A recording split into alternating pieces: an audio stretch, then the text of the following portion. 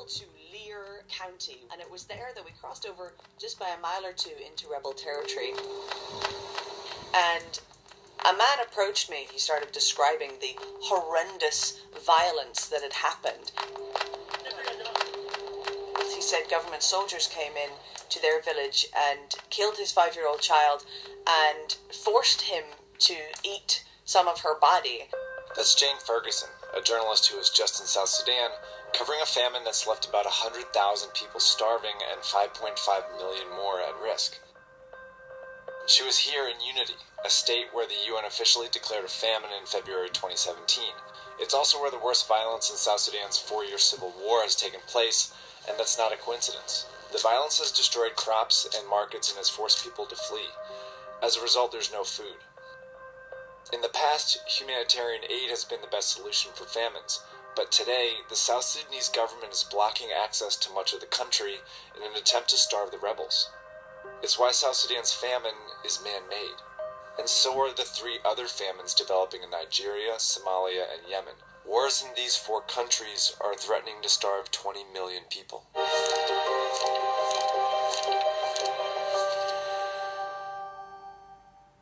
No one country is the same, no one conflict is the same, but what we are seeing are some very dangerous patterns.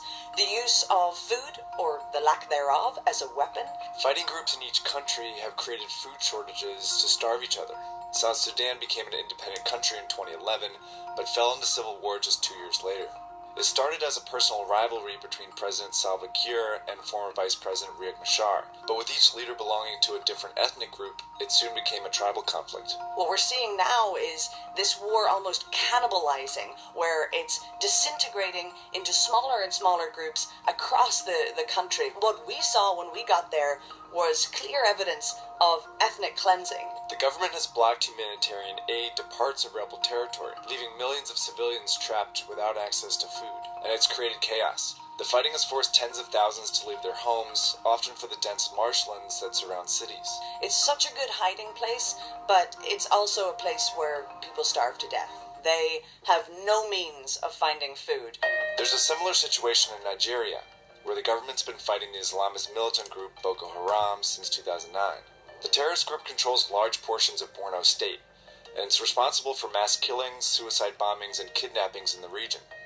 Their violent tactics have displaced nearly 2 million people and collapsed the agricultural economy.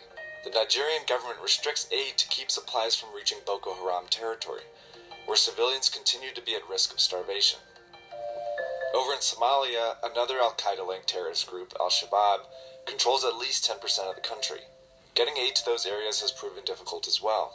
Back in 2011, during the last famine, the group killed aid workers and looted supply trucks.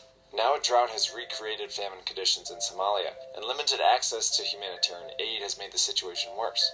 This time, Al-Shabaab claims that it will allow people to move and find aid, but if they don't, millions will be trapped without food again. The clearest example of a man-made famine is just north of Somalia, in Yemen. Civil war broke out in 2014 between the government and a rebel group called the Houthis. They've received weapons, personnel, and support from Iran. In response, Saudi Arabia, Iran's rival in the Middle East, intervened in 2015 on behalf of the government. It began bombing Houthi territory, but also roads, bridges, and ports to block Iranian supplies. Saudis also set up a naval blockade that keeps 85% of the food supplies out of Yemen. Meanwhile, in the interior, 7 million people are at risk of starvation. Yemen's food shortage is caused by an internal conflict, but it's controlled by the geopolitics of the region.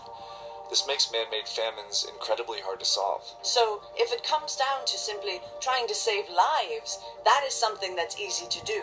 Unless you cannot get access, unless there are warring sides who are trying to push hunger deliberately on people, and unless the food simply can't reach them. So if you get food to someone, they won't starve to death. That's why it's not particularly complicated.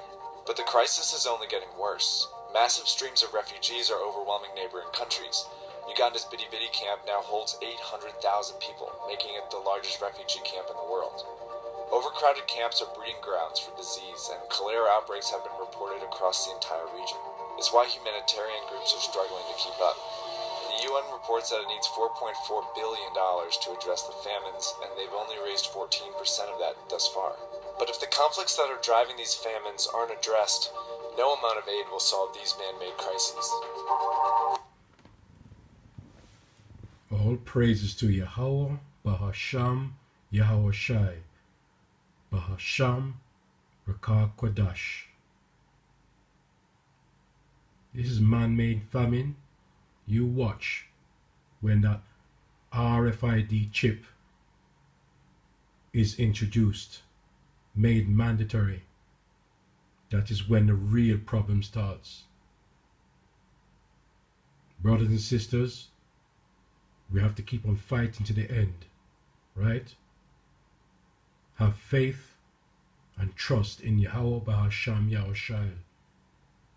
The real famine is yet to come. The world famine is yet to come. Okay? So hearken unto the word. Hearken unto the holy scriptures, the word, the gospel, the true doctrine from Yahweh Bahasham Yahushai. I give double honors to our apostles of Great Millstone and to our brothers on the highways and byways teaching His truth, and to all the sincere brothers and sisters learning His ministry. Shalom, Kwam Yasharala. Yahweh Shai is coming. The Most High is sending His Son very, very soon. He is on His way to deliver the hopeful elect. Shalom.